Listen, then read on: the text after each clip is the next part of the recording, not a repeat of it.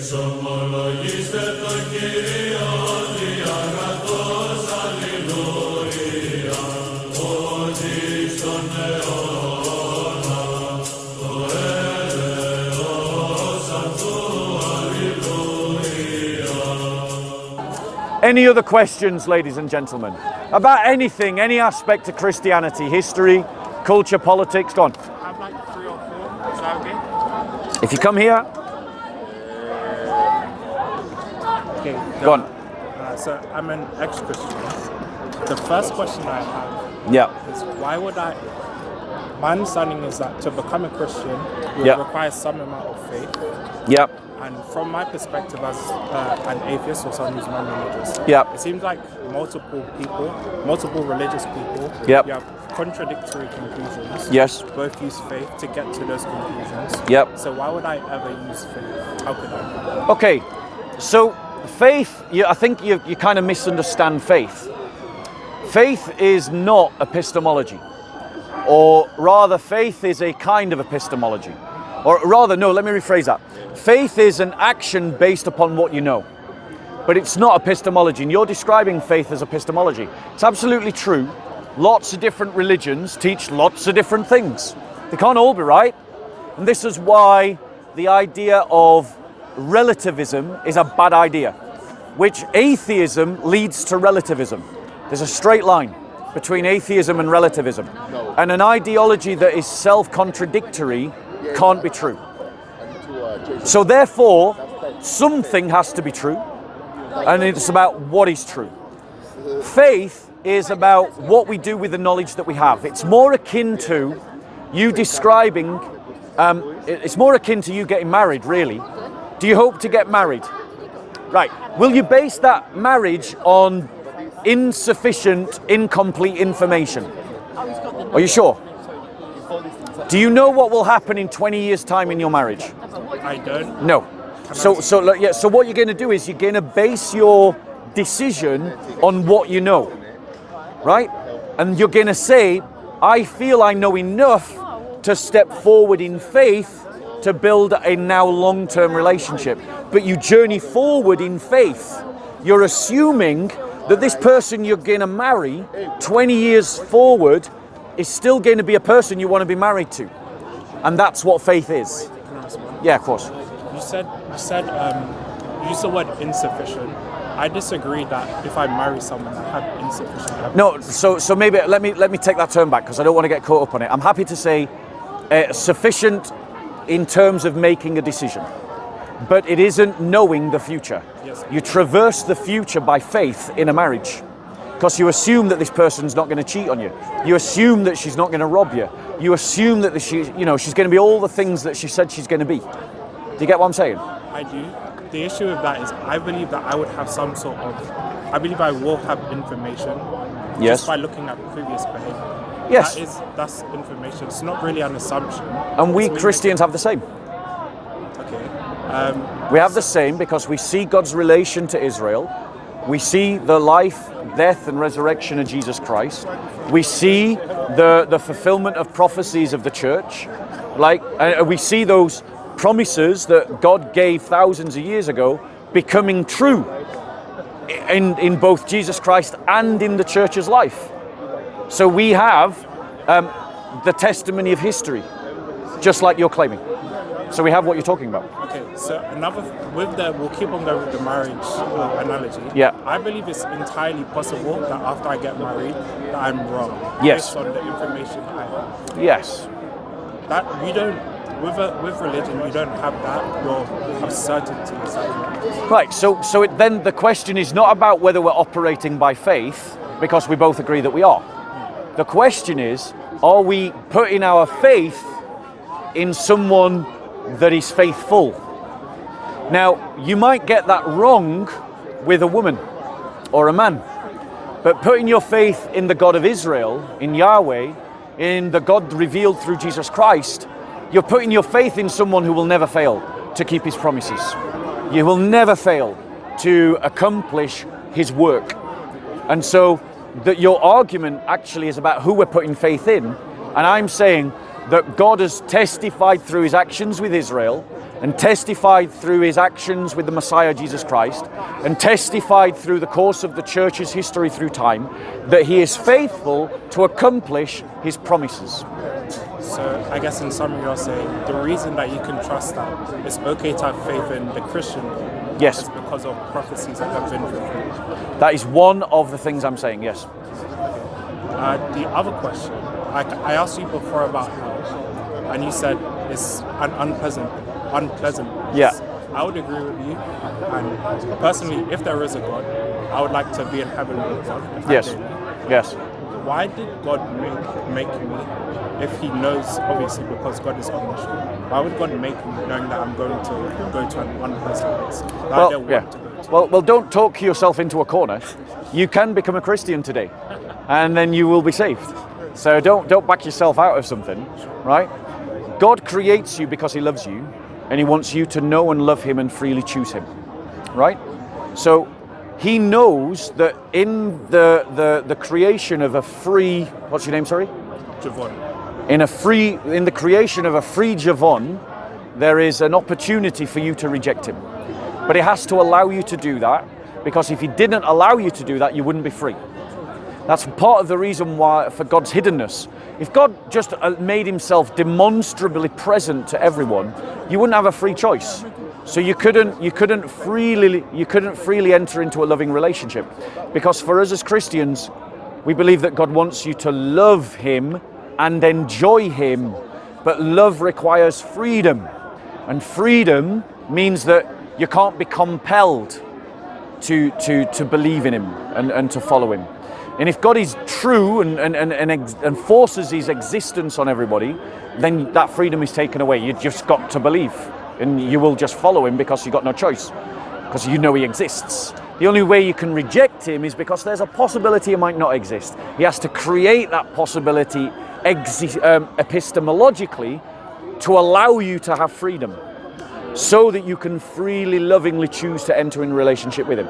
But if you do make that free choice to reject him, there are consequences. And this is why hell exists. Now, I'm of a minority opinion amongst the Christians, which is that I believe that apart from Satan and the Antichrist, anyone else who's going, and maybe the demons, anyone else who's going to hell will be burnt up in hell and disappear. They'll cease to exist after an appropriate amount of time for the sin that they commit. Only the demons and only the Antichrist and only the Satan himself will burn eternally in hell. But that's a minority position. Like, most Christians don't agree with me. But so I don't believe that people are going to burn eternally in hell. God forbid that you enter hell. But I believe that if you did, you would only burn for the amount of time connected to the amount of sin you've done in your life. Response. Yeah. You said that if I do go to hell, it would be something that I've chosen. Yes. I think that's false. Go on. Because I would love to be a Christian. Yeah. And have a heaven I can go to.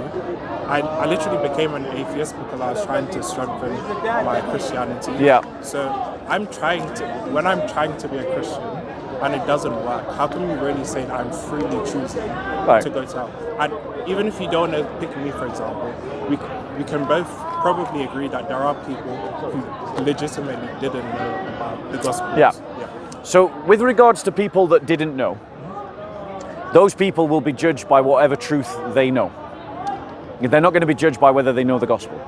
They're going to be judged by whatever truth is available to them that they accept or reject. Can I ask where it says that in the Bible? So it says in Psalms that the heaven and the earth declare the glory, the handiwork of the Lord. And that night and day they pour forth speech. And that there is no language in which they are not heard. There's no tongue in which they are not heard. They're obviously all mankind, it says in the Bible that all mankind is going to be judged. Right? The question is, we both can think logically and understand that if someone's never heard the gospel, they can't be judged on the gospel, can they? I agree, but because it says in the Bible that God is supremely just and fair. It says that you know how to give your children good things. Do you not think your Father in heaven knows how to give you good things if you ask him? So the point is, if people search for the truth, God will give them the truth.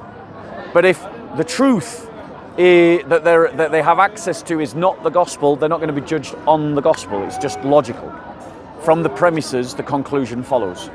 I don't agree. I think it sounds like you're assuming that it must be the case that God would judge them by what they know. Why would he not? Because that's logical. When I hear what you said, it doesn't sound to me like, oh, well, obviously God's going to judge them because of by what they know. It sounds to me like a flaw in the consistency of the Bible. Well, I think the problem is that you're approaching the Bible in a very unerudite and naive way. Can you define unerudite? Unerudite means that you, like in terms of how we explain the Bible. Because I would suggest to you, bro, that what you're doing is that you're assuming that the Bible has to have proof texts for everything Christians believe, and it doesn't. Christians don't believe that. We don't practice that. I'm not inviting you to accept a religion that does. But that is how you're approaching this conversation. You're saying that the Bible should have a proof text to every statement I make. That's not how Christians use the Bible. I'm not inviting you to that religion. So it's kind of like a straw man argument. The Bible describes God, and it describes what God will do. It says that God will judge the world. It says that God is just and that God is righteous. Well, a righteous judge doesn't judge you by what you don't know. It's just a lot. The conclusions flow from the premises. If God is judge, and if God is a just judge, well, a just judge judges you by what you do know, not by what you don't know. Okay. One more question. Yeah. It's related to the resurrection. Yeah. So, I guess we would both agree that the resurrection is probably what the truth of Christianity rests upon. Absolutely. Yeah. That is the biblical position. Yeah. The issue with me is, again, starting from the position of an atheist, someone who has seen no evidence of anything supernatural. Yeah. Why would I ever conclude that Jesus actually did come back from the dead just because people say it? Right. From the perspective of someone who has no evidence of anything supernatural, it seems infinitely more likely that there will be some sort of naturalistic explanation. Okay. Yeah. Right. So when we come to address historical questions, we need to think like historians. And when we look, what is not disputed amongst historians is that the Christian church is born because of the resurrection. Something happened to the first Christians that convinced them that a man that they knew who had died was risen from the dead, right? And we have lots of evidence to show that this is what happened, that this is their experience. For instance, like they start venerating a Sunday as if it's an important day. Well, there's no Jewish reason to do that, so why are they doing it? There's also lots of Jewish ways you respond when your teacher dies. You venerate his tomb. You go to his tomb, you decorate it, you go to his tomb, you listen to his teachings, you go to his tomb on an anniversary and you pray to God at his tomb, right? Christians didn't do that. The Christians started doing things like including Gentiles into their religion. They started talking about Jesus having risen from the dead. Now, there's got to be something that sparks that off. And the question would be, what would convince you that a man you knew had died had risen from the dead? What would convince you personally? I have no idea. Right. Well, you think on that. Maybe, I guess the example you're going for is seeing him.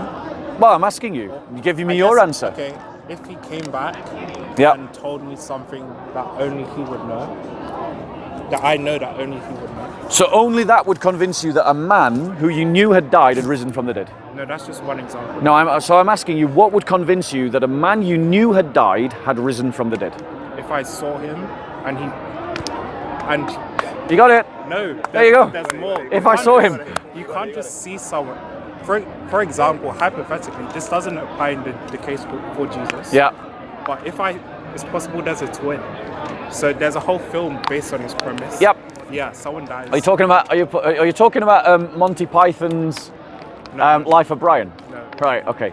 Right. So the thing is, That's a suggestion made by Bart Ehrman, right? But even people like Bart Ehrman say, and he's not a friend of Christians, even people like Bart Ehrman say that something happened to make people believe that their Messiah, who they knew had died, had risen from the dead. And throwing out the idea that there is a twin is that. But the thing is, if that is true, we've got to ask the question, why wasn't that twin known before? Why didn't people know that twin before? And why does the twin go around convincing people that he is the risen Jesus? And why do people then go and find an empty tomb? Because if Jesus died on a cross and then a twin went round trying to trick everybody that he was the risen Jesus, you've still got a body in a tomb, but the body is empty. So the theory doesn't explain all the evidence, and we know that the tomb was empty. Firstly, in my defense, I did tell you this twin example doesn't actually count in the case. Right, so let's deal with the Jesus question, because that's what we're here to deal about. Okay. Because would you agree with me, if Jesus rose from the dead, you need to become a Christian? Oh, yeah. Right, there we go. So let's not talk about anything else except the actual event of Jesus' resurrection. Okay, here's a more plausible hypothesis. Go on. Let's say there's no evidence for this. This is just Agreed.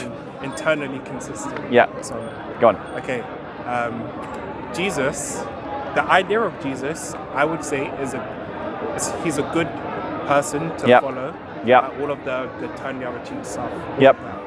Great guy. Let's say hypothetically, the disciples at the time decided, okay, even though Jesus may not be the Messiah, there would be utility. I'm not utilitarian, but it would be good if people followed this idea of Jesus. Yep. So after Jesus died, they convinced the Romans that this would be good for humanity. The Romans removed the body of Jesus from the tomb, and then all of them pretend that Jesus actually rose. So let me address that, because I can tell, bro, that you don't know any history. True. So what actually happened was, Jesus rose from the dead, and the apostles went to the Jews, and they went and preached a risen Jesus. And the Jews initially resisted the Christian teaching, and then used the Romans to persecute the Christians. And then the Romans, for their own reasons, started persecuting the Christians. So your hypothesis collapses immediately, because your hypothesis is that people convince the Romans that Jesus is a good idea, and then the Romans start teaching that Jesus has risen. That's not what happened in history. What happened in history was that Christians, and we see this in the book of Acts, which is a first century document talking about the first century church, describing what happens, and the initial event was that the apostles go out to the Jewish people and preach the risen Jesus, and then they go out to the Gentiles and preach the risen Jesus. That in itself still has to be explained why they're doing that, but neither groups wholeheartedly accepted it. Jews resisted it and the Romans resisted it for different reasons. The Romans resisted it because it caused problem with the Jews, and they didn't like problems with the Jews. And the Jews resisted it because they didn't like the idea that their Messiah should suffer and die. And so they resisted it. And so the early Jewish Gentile church was persecuted for this preaching. So your hypothesis collapses against the evidence. And this question of the early church being persecuted is irrefutable, and it is non-controversial, and it is not something that you can argue against. And most importantly, you said yourself, there's no evidence for this. Yes. As someone who believes in a strong epistemology, surely you agree that we should base our conclusions on the evidence. True. Right. So what is the evidence? The evidence is I have no reason to believe that anything supernatural is possible. Right. That is not evidence, that's a presupposition. Okay. What is the evidence? The evidence is that 2,000 years ago, a group of people who had no cultural, ideological, or spiritual reason to do so, out of the blue, started teaching that their Messiah, that everybody knew had died, had risen from the dead. And then they went out and they started preaching that, and then they died for that statement. They founded communities based upon that teaching, on that reality. And then they wrote books to that community and letters to that community that we call the New Testament. What is undeniable is that something happened to make them think it. So therefore the question is, what? Now you've given hypotheses. Let me give you one. Jesus actually rose from the dead. Now my hypothesis actually deals with the evidence. It accounts for the empty tomb because the body rose from the dead. It accounts for the fact that a bunch of people started saying that Jesus had risen from the dead when they knew he died because he'd actually risen from the dead. It accounts for the fact that they stopped venerating Sunday as a special day when they got no reason not to because Jesus rose on a Sunday. It accounts for the fact that this religion started in Jerusalem because that's where Jesus rose, rather than, say, Alexandria or Rome or Carthage. If it was just a mystical belief, it could have started anywhere, but it didn't. It started in Jerusalem. It accounts for the fact that Paul, having persecuted the church, comes to believe in a risen Jesus. Why? Because Jesus rose from the dead. It accounts for the fact that Christians start honoring the cross as some kind of sacred symbol because it's connected to the resurrection. It accounts for all of these things, but none of the other hypotheses do. And these are facts that are pre-biblical. These are facts pre-biblical. The Bible writes about them, but it writes about them because the Christians were doing them before the New Testament was written. So it's not based on, oh, well, the Bible tells me so. No, the Bible tells me so because these people were doing it. Do you get? So you've got to we've got to deal with that reality. And when you really do the homework and you really do the deep thinking, the only sound conclusion is that Jesus rose from the dead, which is fulfillment of biblical prophecy. Because that's what the Bible prophesies, which itself is miraculous. And this happened all before the New Testament was written. Yeah, I still feel like I haven't got a good answer to the question.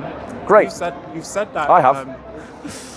What question? So, because you're saying you don't have a good answer, so because it's my question, remember? Oh, yeah. I'm saying what made people believe that Jesus had risen from the dead? My actual position is that I have Which I'd no like to idea. know. That's why I said at the start. Yeah. And then you asked me for some examples. I Right. just gave some Great. off the top of my head. Fair But enough. The initial question is, as an atheist, Yeah. as someone who's never seen any evidence of anything supernatural, Yeah. whenever I've heard of anything that is purported to be supernatural, there has actually been a naturalistic explanation. Why would I ever assume that something supernatural did happen, rather than just something natural that hasn't been figured out? Can I ask you this question? Mm-hmm. Do you believe as an atheist that life came from non-life? Probably, yeah. Yes. So if you can believe as an atheist that actual life can come from non-life, why is it a stretch to believe that someone that is dead comes back alive? Do people come back alive when they die? Sometimes. Yeah. So isn't it actually closer to experiential reality? The idea that a dead person becomes a living person, isn't that closer to experienced reality than the claim that non-life becomes life? Have you ever observed non-life becoming life? No. Has anyone? No, not to my knowledge. Has anyone evidenced it? Arguably? No. I would say arguably. No, they haven't.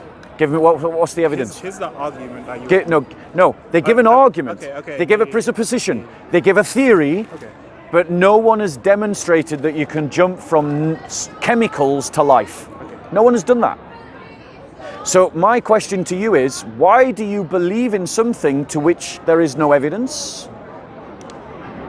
I'll retry my statement. I'm not entirely married to the idea. Okay. So my point is, within the atheist worldview is a whole bunch of assumptions that aren't actually justified by any evidence. So for example, as an atheist, what you should be committed to is the idea that we live in a cold, heartless, indifferent universe in which your life has absolutely no meaning and no purpose. I think that's false. You would to make Explain as an atheist how you get to meaning and purpose from the belief that there is no God. you can get what I believe is you can have subjective meaning. Agreed. I would say meaning is to or from a perspective. Great. So that's what you can have as an atheist. Right. So you can how do you get to the idea of truth? Truth. What is truth? No, I can't. Exactly. Right. So if there is no truth, Actually, no. okay, go on. Okay. I would say truth is that which aligns with reality. Truth is that which aligns with the reality. But is all reality? But is there metaphysical non-material realities? I have no idea. Of course there is. Truth is an example of meaning is an example. These are non-physical, yes. Real realities by which our life is organized and governed. Agreed? Yes. Yeah, go on. The reason I said I have no idea is because you said metaphysical. I do believe in non-physical realities. Right. Yep. Such as truth. What about the mind? Numbers. I lean towards the idea that the mind is just an emergent property from the structure. I agree. The mind is an emergent property of the brain. Right. But then it is the mind that allows us to access ideas like meaning. Agreed? Mm-hmm. So we could say that the idea of meaning is an emergent property of mind. Is that agreed? So we have one non-material reality giving rise to another non-material reality. Could use a different example. But your definition of truth is that truth is that which corresponds to reality. So truth exists outside of the mind, does it not? Truth. Yes. Right. You've just said that truth exists outside of the mind. Right? Which means that you've just accepted that there's non-material realities that are independent of mind. Yeah. Right, if there are like mathematics. Yeah. Right, mathematics is a language, isn't it? Yeah. A language, what do you mean by language? Well, it's a means of communication and it's a means of description. Sure. Right, it's dependent on mind, isn't it? You need a mind to do maths. You do need a mind to do maths. I think math can exist without a mind. I agree, it can exist without our mind. And that's the point. Is we are discovering mathematical structures in the universe all the time. But mind is a language. Mind is a language. Mind is a language. It's a form of description. I can use mathematics to describe a sphere to you. And if you're trained in mathematics, you can go, hey, he's describing a sphere. And you can describe the hypotenuse of a triangle to me. And if I know mathematics, I can go, hey, he's describing the hypotenuse of a triangle. And we can use mathematics to describe the speed of light. And and how we convert mass into energy, and we can use mathematics to describe all kinds of different things, to a degree that is beyond our natural human ability, like pi, for instance, an infinite number, that we use computers to dig into pi to the nth degree, which means that it is a reality that exists independent of our human minds. But it does exist in reality, it exists in the universe, and we're discovering it. Which means that it is a language of someone else's mind. And that is an evidence for God. That follows. Right, so let's do this step by step. Do you believe that languages are the product of minds? Yes. Do you believe that mathematics is a language? Not necessarily, not in the way that I was talking about when I said yesterday. Okay, so in what way do you think mathematics is a language? It is a language in that it can describe. So it's like a way of. It's descriptive. It's descriptive. Thank you. Yeah, it's descriptive. Thank you very much. Yeah. All right, bro. Let me give you. God bless you, bro. Thanks, I appreciate it. Yeah. Right. So we've established so far that maths is a language of description. That it is descriptive. That it is descriptive. Language. Yeah. Thank you. It's a language of description. And you agreed earlier that languages are products of mind.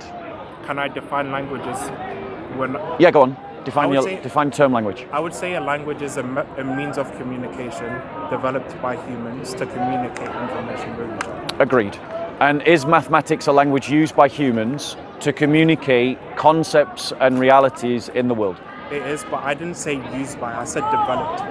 Great. So are you saying that mathematics is developed by us?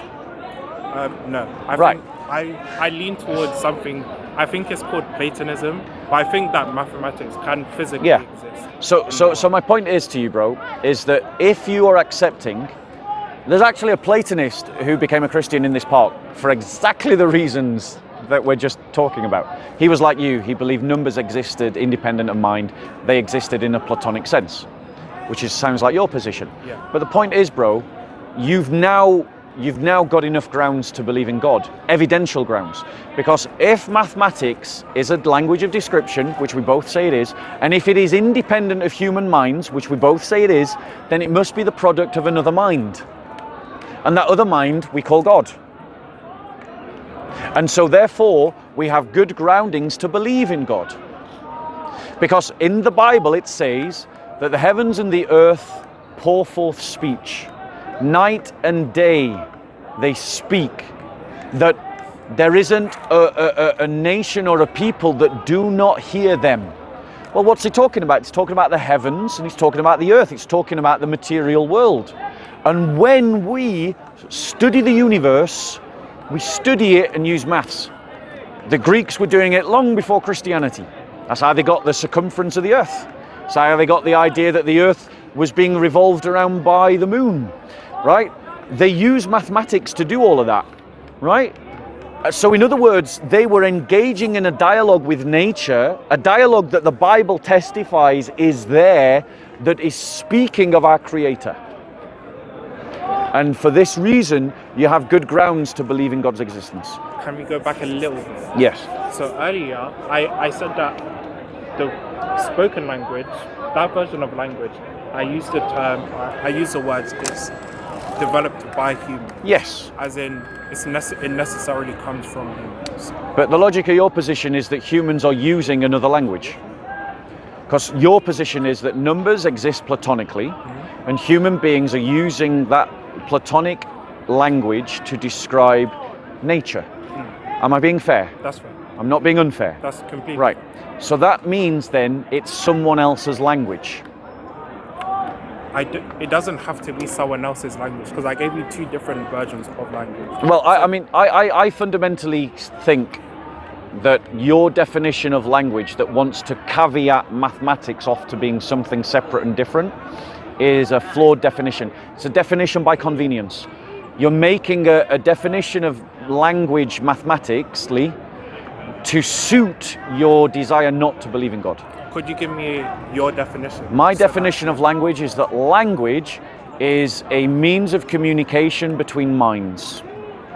Now, it doesn't require that those minds be human, but it does require that minds are involved, and it is origin in mind. Languages emerge from mind.